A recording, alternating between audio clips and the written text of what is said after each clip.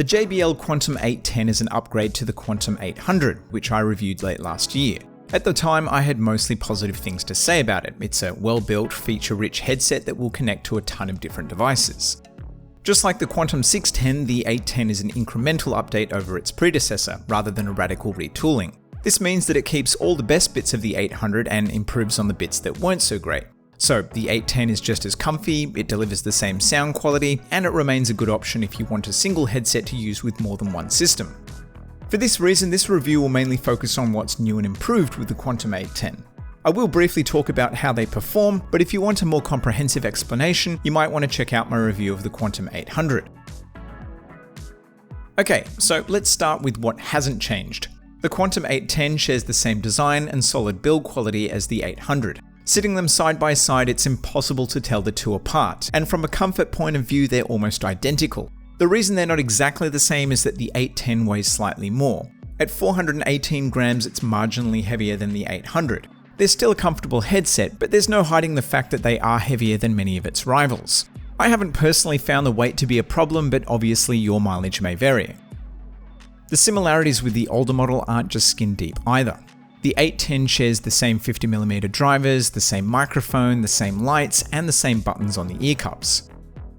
Okay then, so how does it improve on the 800? There are a handful of areas where the 800 is lacking. The most critical of these is the inability for the headset to be charged and used at the same time.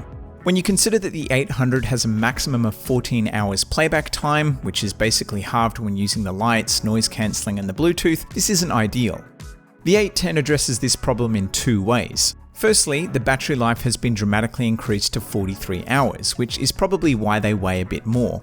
This 43 hours of playback time is when using the dongle with the lights and other features turned off. Of course, when you start turning features on, the playback time drops.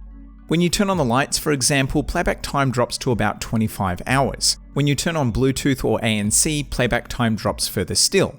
I don't have exact numbers here because they aren't provided by JBL, probably because there is a buttload of potential feature combinations. So just be aware that turning on features will affect the ultimate playback time.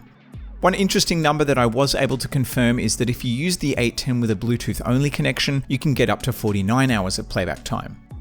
Now, the bigger battery has increased the charge time to 3.5 hours. This is a slight increase over the 800 charge time, but not bad in the grand scheme of things. The second way that the 810 improves on the 800 in regards to the battery is that you can now charge them and use them simultaneously.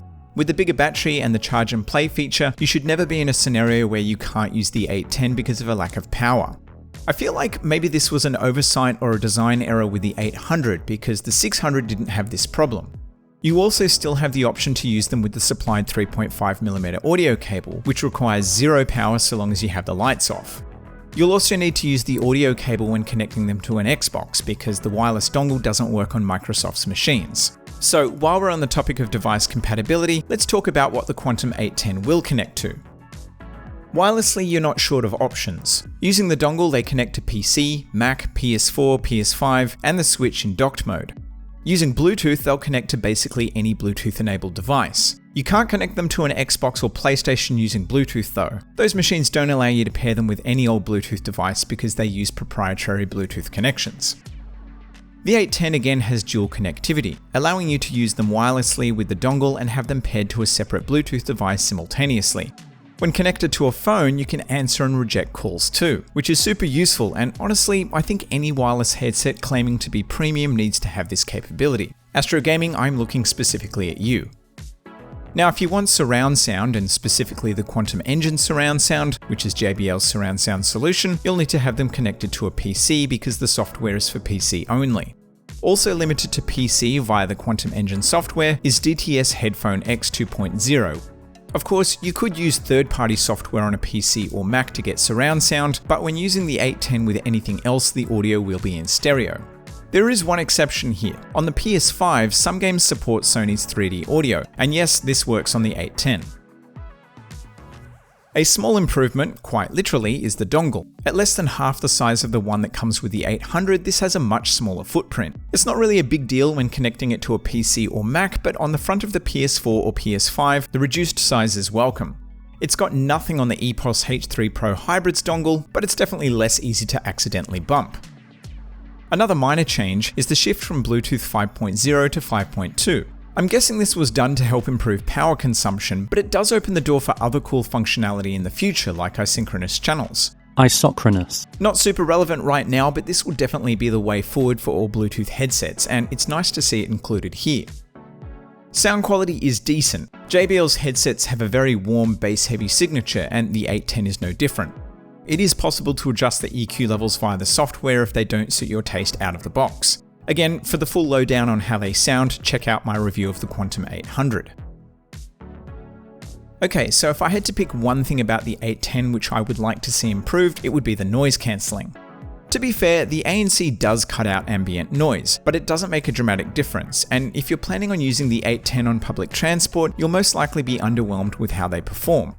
On a positive note, the passive noise isolation is excellent, so it's not a complete loss.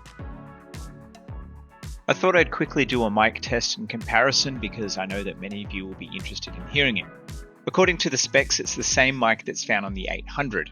As far as gaming headset mics go, it's not bad. If you want something that sounds substantially better though, you'll need to look into a separate dedicated mic. For reference, this is what the mic on the 800 sounds like, and as you can hear, there's little to no difference between the two.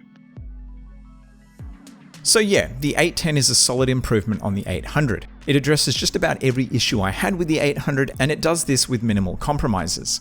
If you are unsure if you should pull the trigger on a pair of the 800 based on its shortcomings, then I think there's no reason not to go for the 810.